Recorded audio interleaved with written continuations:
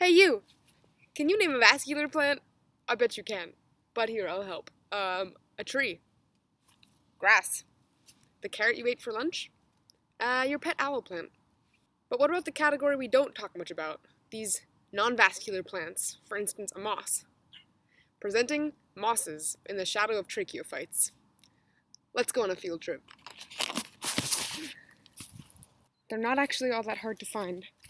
Here we've got some growing on the soil, growing on trees, and growing on a nearby brick wall as well, so check this guy out. Unlike most vascular plants, mosses don't have roots, phloem, a thick cuticle, or leaf stomata.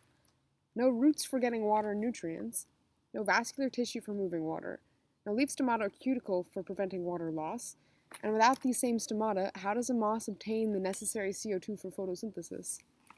In this video, we'll recap the basics of the vascular plant lifestyle and use it as context to examine the strategies and functions of moss. We'll look at 5 categories: water, nutrients, sugars and photosynthesis, growth, and defense. So vascular plants take in water through the roots. Yep, no surprise there. Water enters the root cells via osmosis and must travel through root tissue to reach the xylem. This water can move symplastically through plasmodesmata that link cells, or apoplastically through intercellular space and the cell wall, which is regulated by Casparian strips in the root endodermis. So, imagine if you could take a bath and absorb all of your water through highly porous, permeable skin. Is that kind of weird? Yes. But look, moss structures are optimized to take in water through their external tissues. There's no waxy cuticle, with a few exceptions, and leaves are one cell thick, meaning that water can easily enter through the ample surface area of moss leaves and stems. Vascular plants, like these trees, are endohydric. They transport water on the interior through xylem. Here are the steps. Water moves down a gradient of decreasing water potential from the roots to the conducting system, then through the xylem to the aerial plant parts, where it's lost to the atmosphere. As water evaporates from leaves, moving to the atmosphere, a location of low water potential, it tugs the water column up through the xylem of the plant. This transpirational pull must overcome gravity and hydraulic resistance as water adheres to cell walls and passes through pit membranes. If water continues to exit the plant via evapotranspiration and the water supply in the soil runs too low, the water column will break and introduce an air pocket called an embolism into the xylem. So you've got your tree. Let's say on a dry day like today. How does a vascular plant prevent water loss? The leaves have a waxy cuticle and stomata. The cuticle prevents water diffusion from the outer cell wall of the epidermis towards the atmosphere. Stomata, generally on the underside of the leaves, must balance water loss with carbon uptake, but when the plant leaf is low on water, decreased turgor pressure causes guard cells to shrink, and the stomata aperture decreases to retain water. But in mosses, water retention and transport are both linked to small-scale structures on the outside of the gametophyte. Mosses grow in packed colonies and keep leaves close together. What the heck? Why does this keep in water? Right. Well, the answer lies in the properties of cohesion and adhesion. Water adheres to moss cell walls and bridges the gap between plant surfaces. Capillary forces sustain this bridge only when the gap is small. So, tightly packed shoots and leaves are actually optimal to counter evaporation. Enough for moss water transport. You don't usually walk through a forest and see trees pulling up sheets of water up the outside of their trunks, but this is essentially what mosses do on a very small scale. They're primarily ectohydric. They absorb water from leaf and stem surfaces and then conduct water externally. Literally water moving up and down the outside of the leaves and stems. The shapes and density of moss gametophytes contribute to this external water conductance. For example, take these little structures called paraphilia.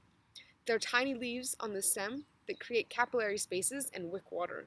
Water also moves apoplastically and symplastically within the gametophyte tissue. But only a few mosses are known to have differentiated stem tissue for the purpose of internal water conductance. And here's the crazy thing about mosses. Many can survive years without water. I mean, try telling that to your aloe plant. Mosses are desiccation tolerant. As you've just seen, mosses easily absorb water through their leaves, distribute it ectohydrically, and retain it, or try to, by capitalizing on capillary spaces. But this retention only goes so far. Mosses are poikilohydric. Their tissue water potential soon reaches equilibrium with the atmosphere. They gain water, but also lose water fast. The water potential in a moss cell can drop from around -1 megapascals when turgid to less than -100 when desiccated. But instead of freaking out about losing too much water, the plant instead says, look, I'll work hard to function under normal water conditions, but if I run out of water, I'm shutting down, baby. Think like Captain America, frozen in time. Dry mosses under water stress don't try to photosynthesize, grow, develop, fight universal enemies, join the Avengers. They just pause, suspend their metabolism, and are able to regain functionality once water returns. So we've just checked out water uptake through roots. Roots are also essential for obtaining nutrients, but not in mosses.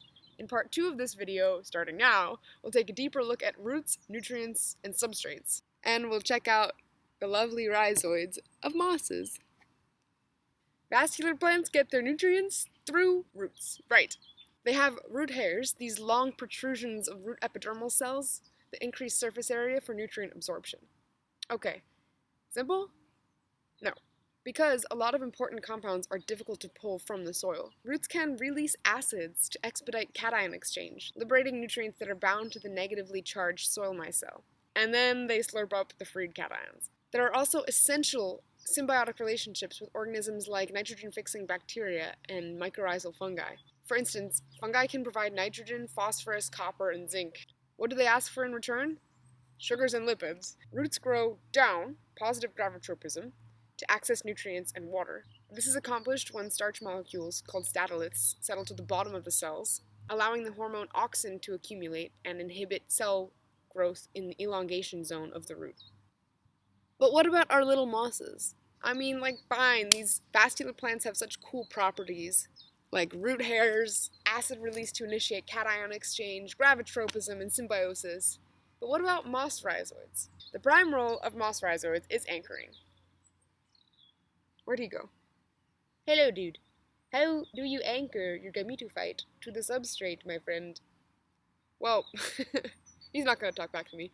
When rhizoid tips touch a hard surface, they branch into a network that increases the area for contact. A thigmotropic response also allows a rhizoid to coil around the objects in the substrate. Some tips even produce polysaccharides that are these sticky substances to adhere to the surface. So, you're great for making sure the plant doesn't fall down. I mean, I sort of picked you up off the ground already. But what about nitrogen? Phosphorus? Zinc? Like, dude, you still need to make nucleic acids and phospholipids, etc. Where do you get nutrients? My leaves! But in all seriousness, mosses take up nutrients through external aerial surfaces, like leaves and stems, akin to their water absorption mechanisms. The nutrients get there via precipitation and dust deposition, and runoff after rainfall. Some mosses initiate mutualistic relationships with certain nitrogen-fixing cyanobacteria that are epiphytic and live on moss leaves. The moss actually manages the extent of the cyanobacterial population in accordance with its nitrogen requirements. Alright, and one implication of this leaf and stem-based nutrient uptake mechanism is that mosses are not as reliant upon substrates for nutrients in comparison with their vascular friends. This frees them up to live in diverse locations, like a wall or a rock, for example. So we've covered water and nutrients. Now, part 3, let's look at how our autotrophic friends create useful carbon compounds using light, water, and carbon dioxide. In mosses and vascular plants, light energy is converted to chemical energy by a system of proteins called the light harvesting complex in chloroplasts. These pigments, chlorophyll A, chlorophyll B, carotene, and xanthophylls, have different absorption spectra, and together they complement each other to collectively utilize a broader range of wavelengths. Though mosses do use these pigments, the LHC of mosses is not identical to that of vascular plants. Genetic comparisons of sequences that code for these proteins suggest that bryophytes, including mosses, may have evolved particularly hardy proteins that are able to withstand desiccation. Ultimately, the light energy is fixed in ATP and NADPH for use in the Calvin cycle, where CO2 is needed to create carbon compounds. As I mentioned earlier, the stomata in vascular plants allow carbon dioxide to enter. The cells that actually take in the gas are the mesophyll cells, and they're located internally within the leaf. But also recall, on the other hand, that moss leaves are one cell thick, so they don't have these interior and exterior cell differentiation for gas exchange. And they don't have stomata, because if you think about it, if the leaf is one cell thick and you have a pore, it's just a hole. It's just a hole.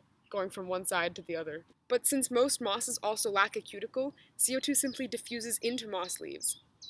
In fact, though an external layer of water is essential to maintain tissue water potential, the best conditions for moss carbon assimilation is when water content is low, so that water layer is not as prevalent, and CO2 can diffuse more easily, but not so low that metabolism has slowed due to desiccation. Mosses and many tracheophytes are C3 plants, using carbon dioxide in the Calvin cycle to create a 3-carbon compound. I am jealous of your ability to make sugars, but I can't photosynthesize. So I guess I'll just have to eat some. In hot and dry conditions, though, the vascular plants have a trade-off. Do you keep your stomata open and gain CO2, or do you close them to save water? In the latter case, the inefficient process of photorespiration increases as the Calvin cycle enzyme Rubisco encounters low concentrations of CO2. Various adaptations, such as C4 and CAM photosynthetic pathways, have arisen to concentrate carbon at the site of the Rubisco enzyme. And in essence, they allow the plant to continue fixing carbon and making that sugar without suffering from dehydration. Gotta wash down that sugar. Part 4. Growth. What do our plant friends do with their fixed carbon compounds? Well, they dedicate much of their resources towards growth and development. Let's take a quick look at meristematic tissue, which consists of undifferentiated cells with the potential to specialize. There are various types, and here I'll highlight the apical and lateral meristems. The apical meristem is responsible for lengthwise growth. Think primary growth. Vascular plants have apical meristems in the roots and in the shoots, but bryophytes, including mosses, have just one at the tip of the shoot. And in mosses, growth of the gametophyte is managed by the shoot apical meristem, which has just one single pluripotent stem cell. Kinda cool, right? I mean, that one cell has a lot of weight on its shoulders. The lateral meristem includes vascular cambium and court cambium, and is responsible for secondary growth. Think thickness.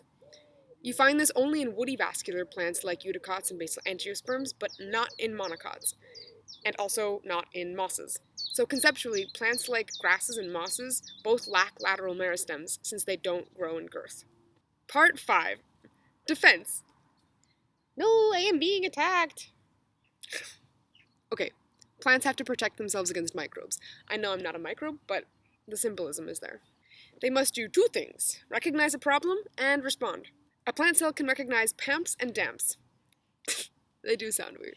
You can think of PAMPs, or pathogen-associated molecular patterns, as lethal parts of pathogens. They are molecules like DNA, glycoproteins, fungal chitins, and bacterial peptides. If a PAMP is present, that indicates that a pathogen has invaded.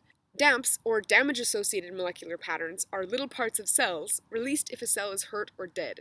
Both PAMPs and DAMPs are compounds that tell the plant, something is wrong here! They are recognized in PRRs, which are receptors common in immune cells. And these activated PRRs initiate other signal cascades within the immune cell to alter gene expression and synthesize molecules. This is the start of the plant immune response.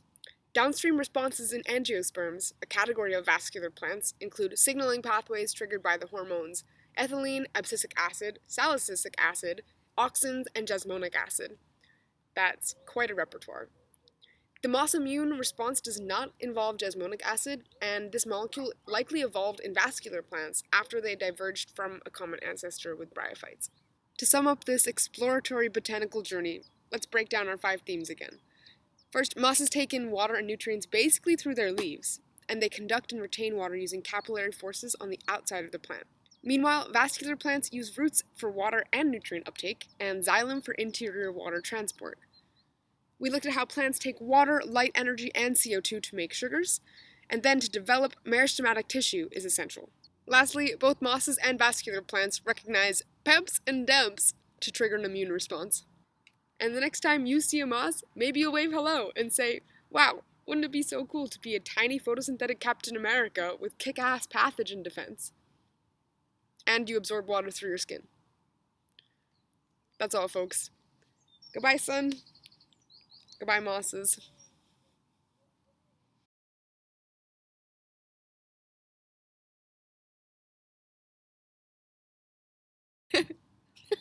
Time for a sugar high.